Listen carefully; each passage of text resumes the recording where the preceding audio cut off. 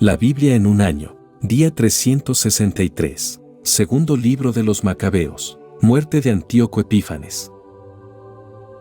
Por ese tiempo Antíoco se había retirado deshonrosamente de la región de Persia, porque había entrado en la ciudad llamada Persépolis intentando saquear el templo y ocupar la ciudad, pero la multitud, recurriendo al empleo de las armas, lo rechazó. Así Antíoco, puesto en fuga por los habitantes, emprendió una retirada vergonzosa. Estando cerca de Ecbatana se enteró de lo sucedido a Nicanor y a los hombres de Timoteo. Entonces, llevado por la furia, pensaba descargar en los judíos el mal que había recibido de aquellos que lo habían puesto en fuga, por lo que ordenó al conductor del carro que siguiera adelante sin detenerse hasta concluir el viaje. Ya le acompañaba el juicio del cielo, porque había dicho orgullosamente: Cuando llegue allí, haré de Jerusalén un cementerio de judíos. Pero el Señor que lo ve todo, el Dios de Israel, le golpeó con una herida incurable e invisible. Apenas acabó de pronunciar aquellas palabras le invadió un irresistible dolor de entrañas y agudos espasmos internos, muy justamente, pues él había atormentado las entrañas de otros con muchas y extrañas formas de tortura. Con todo, él no desistía de ningún modo en su arrogancia, sino que todavía se llenó de más soberbia, respirando fuego en su furor contra los judíos y ordenando acelerar la marcha. Pero sucedió que se cayó del carro que iba a gran velocidad y al sufrir tan grave caída se le desencajaron todos los miembros de su cuerpo. El que poco antes, con su arrogancia sobrehumana, pensaba dar órdenes a las olas del mar y creía poder pesar en una balanza las cimas de los montes, caído en tierra era transportado en una camilla haciendo manifiesta a todos la fuerza de Dios. Hasta tal punto que del cuerpo de aquel impío salían gusanos, y manteniéndose vivo entre dolores y sufrimientos, se le caía la carne a trozos. Todo el ejército sentía náuseas por el olor de la podredumbre.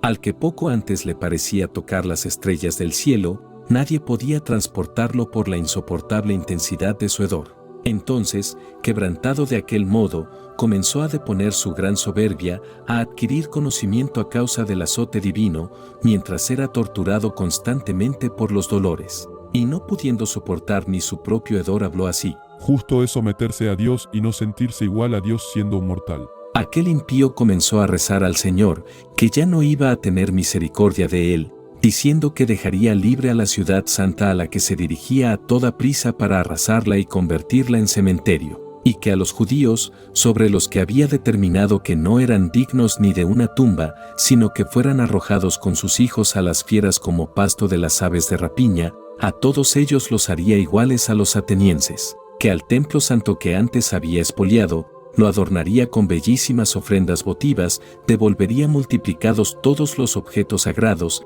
y sufragaría con sus propios bienes las cuotas asignadas para los sacrificios. Que además de esto, se haría judío y recorrería todos los lugares habitables proclamando el poder de Dios. Como no le cesaban de ningún modo los dolores, pues había recaído sobre él el justo juicio de Dios, desesperado de sí, escribió a los judíos la carta transcrita abajo, en forma de súplica, con el siguiente contenido: A los distinguidos ciudadanos judíos, muchos saludos, bienestar y prosperidad de parte del rey y estratega Antíoco. Si se encuentran bien y sus hijos y sus cosas están como desean, yo, con la esperanza puesta en el cielo y recordando afectuosamente su estima y benevolencia, al volver de las regiones de Persia y habiendo contraído una desagradable enfermedad, he juzgado necesario pensar en la común seguridad de todos. No es que desespere de mi situación, sino que tengo gran esperanza en salir de la enfermedad. Pero recordando que también mi padre, en los momentos en que emprendía una expedición militar a las regiones septentrionales, designaba al sucesor para que,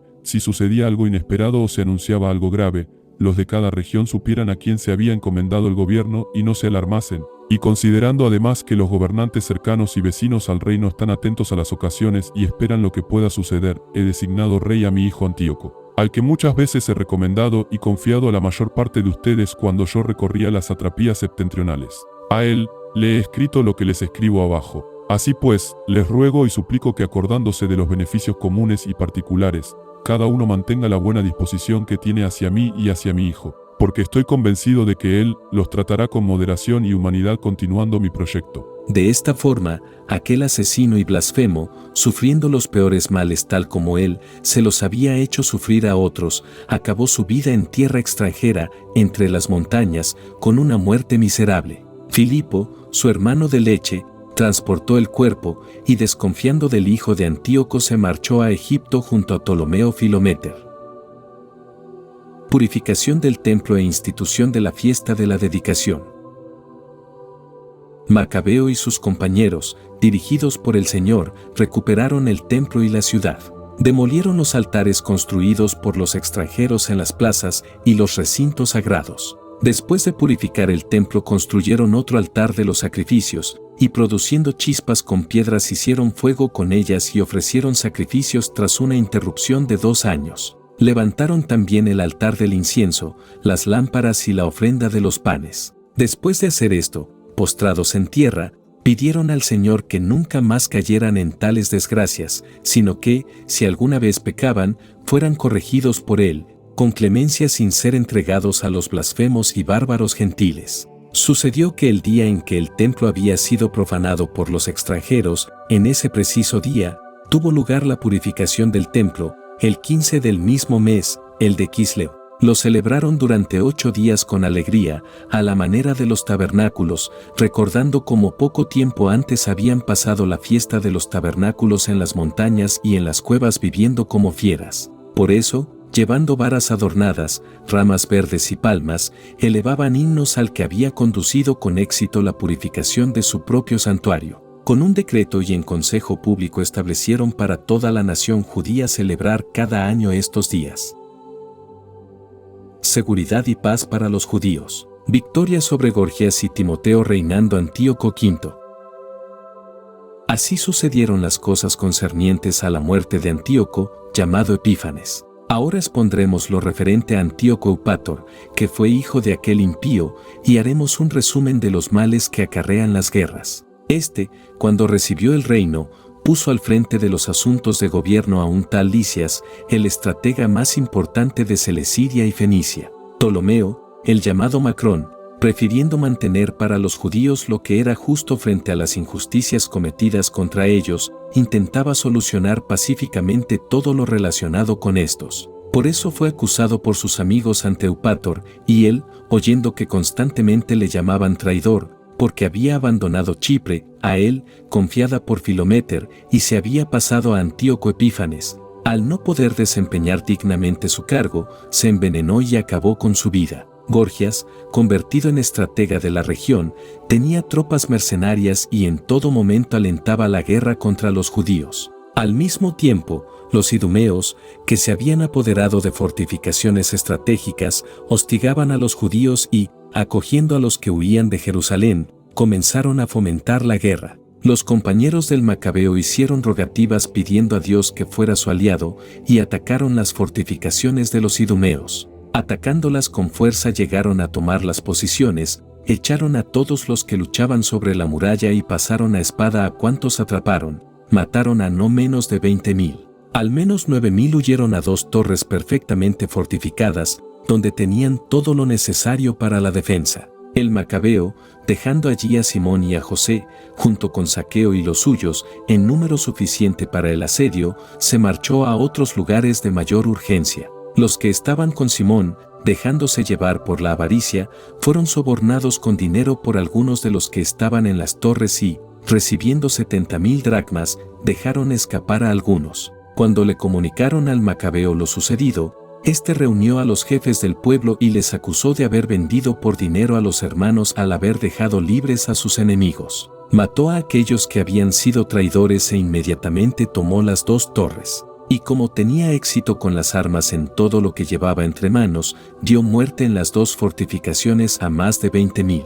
Timoteo, que antes había sido derrotado por los judíos, reuniendo fuerzas mercenarias muy numerosas y juntando no pocos hombres de a caballo procedentes de Asia, se presentó para tomar Judea por las armas. Los compañeros del Macabeo, cuando se acercó, se cubrieron de polvo la cabeza y se ciñeron de saco la cintura en actitud de oración a Dios y, postrándose sobre la base frontal del altar, suplicaban que, siendo misericordioso con ellos, se hiciera enemigo de sus enemigos y adversario de sus adversarios, como dice la ley. Terminada la oración, tomaron las armas y salieron un buen trecho de la ciudad.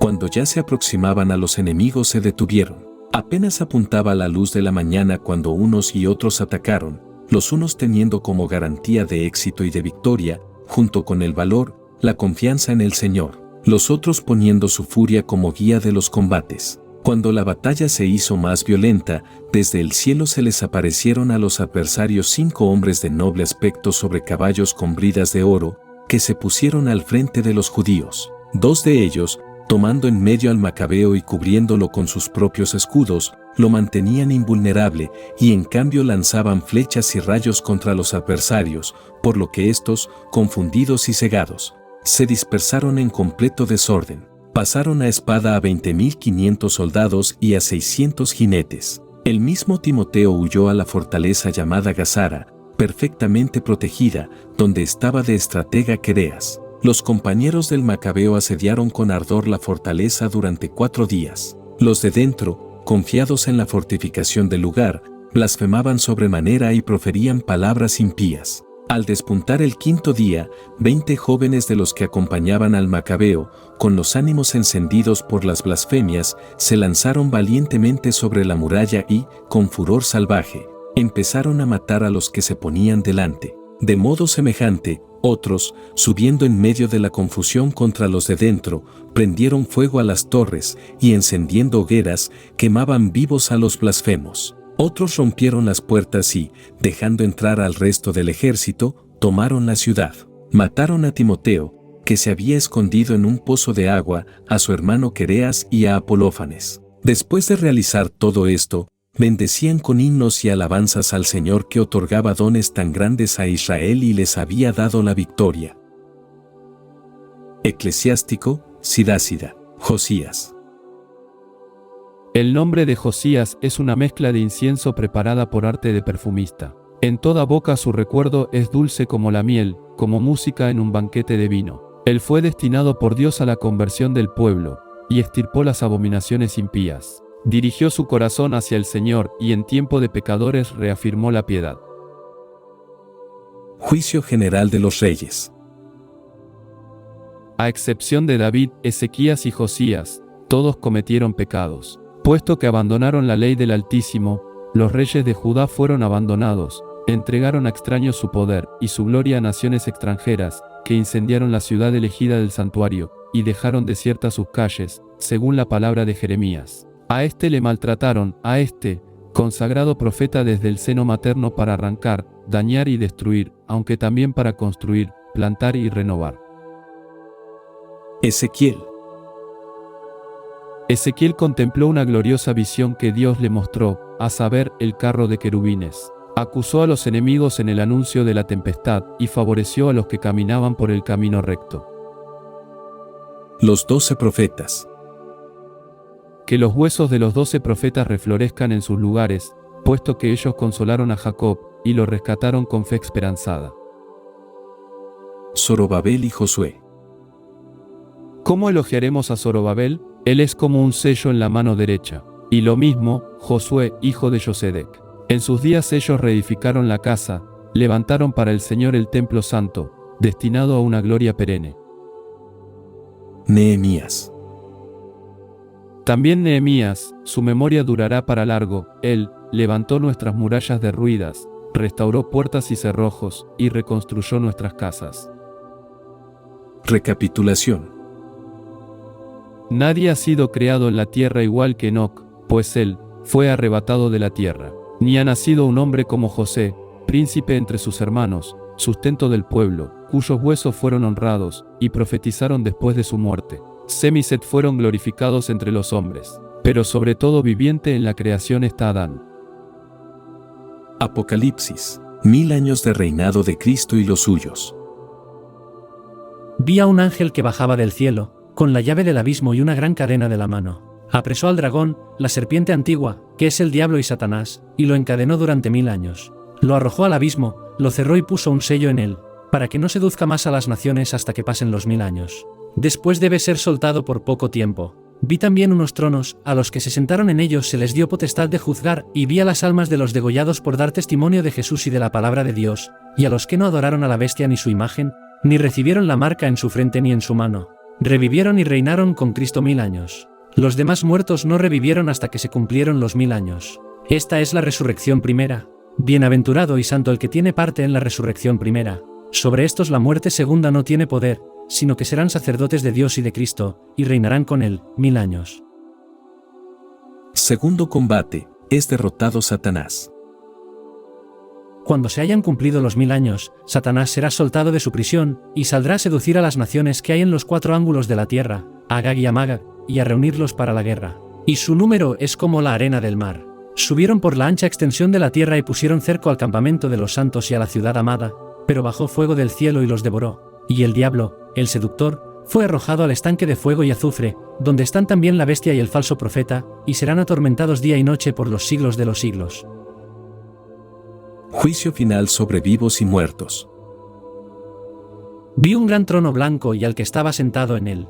Ante su presencia huyeron la tierra y el cielo, y no dejaron ningún rastro. Vi a los muertos, grandes y pequeños, en pie ante el trono, y fueron abiertos los libros. También fue abierto otro libro, el de la vida. Y los muertos fueron juzgados por lo que estaba escrito en los libros, según sus obras. El mar entregó los muertos que había en él, la muerte y el Hades entregaron los muertos que había en ellos, y fue juzgado cada uno según sus obras. Entonces la muerte y el Hades fueron arrojados al estanque de fuego.